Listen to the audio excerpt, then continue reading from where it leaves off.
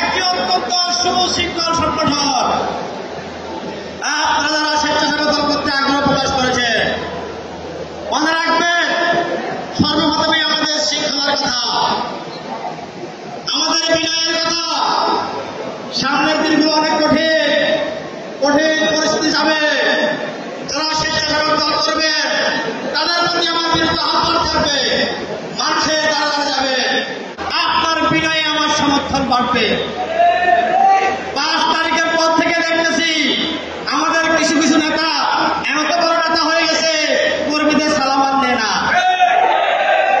দেখলে কথা বলে না, বাপ নিয়ে থাকেন আর বাপ দিবেন না। বাবা বলা নেতারা সাবধান হয়ে যান। কর্মীদের মনের ভাষা বুঝুন, জনগণের মনের ভাষা বুঝুন, জনগণের ভাব বুঝুন, ভাব বুঝে সাংগঠনিক কার্যক্রম পরিচালনা করুন। আজকের বক্তব্য আমাদের কেন্দ্রীয় নেতৃবৃন্দ, জেলা নেতৃবৃন্দ বক্তব্য দিবে। বক্তব্য দিব না, সামনে নির্বাচন, স্লোগান দেব, স্লোগান, সবাই স্লোগান দিবেন। মার্কা আছে,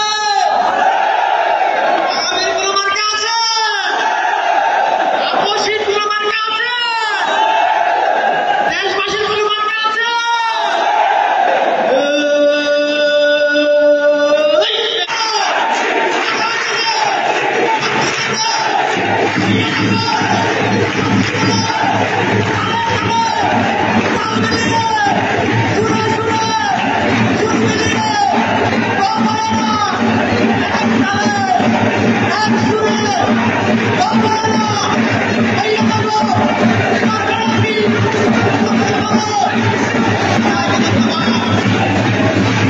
মানুষের সাথে কথা বলবেন, বিনয়ের সহিত ব্যবহার করবেন।